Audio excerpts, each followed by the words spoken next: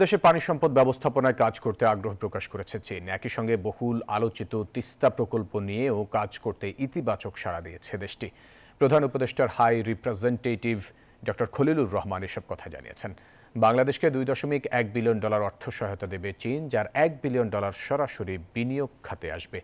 বিকেলে foreign service একাডেমিতে প্রধান উপদেষ্টার চীন সফর নিয়ে সংবাদ সম্মেলনে এসব তথ্য জানানো হয়। প্রধান উপদেষ্টার চীন সফরে বাংলাদেশের কি অর্জন তা তুলে ধরতেই এই সংবাদ সম্মেলন। রোববার দুপুরে অধ্যাপক ইউনুসের এই সফরের বিস্তারিত জানান প্রধান উপদেষ্টার high representative doctor Khalilur Rahman ও বিনিয়োগ উন্নয়ন কর্তৃপক্ষ বিডার নির্বাহী চেয়ারম্যান আশিক চৌধুরী। প্রধান উপদেষ্টার সফরকালীন বাংলাদেশের শিল্প খাতে বিনিয়োগের আগ্রহ দেখিয়েছে চীন। আগ্রহ প্রকাশ করেছে মোংলা পোর্ট ও চট্টগ্রামের আনোয়ারাতে চাইনিজ ইকোনমিক জোন নির্মাণের। এমন তথ্য উঠে আসে সংবাদ সম্মেলনে।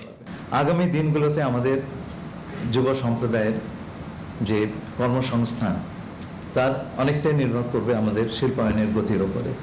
মাননীয় প্রধান উপদেষ্টা প্রেসিডেন্ট শিকে সরাসরি আহ্বান জানিয়েছেন চীনা প্রতিষ্ঠানগুলো যাতে বাংলাদেশে এসে তাদের কারখানা স্থাপন করেন, এবং প্রেসিডেন্ট শি সাথে সাথে জবাব দিয়েছেন যে বিষয়টা তিনি ব্যক্তিগতভাবে তদারকি করবেন। বিডার নির্বাহী চেয়ারম্যান জানান বাংলাদেশের শিল্প খাতে বিনিয়োগে আগ্রহী চীন। পাশাপাশি মোংলা পোর্ট ও চট্টগ্রামের আনোয়ারাতে চাইনিজ ইকোনমিক জোন করার বিষয়ে আলোচনা হয়েছে সফরে। ইনভেস্টমেন্ট কমিটমেন্ট প্রায় 30টা চাইনিজ কোম্পানি করেছে।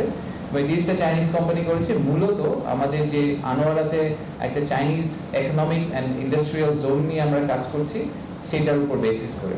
চীন জানিয়েছে আগামী 50 বছরে বাংলাদেশের পানির চাহিদা বন্টন, সংরক্ষণ, বন্যার পূর্বাভাস ও বন্যা নিয়ন্ত্রণে সহযোগিতা করতে চায় দেশটি।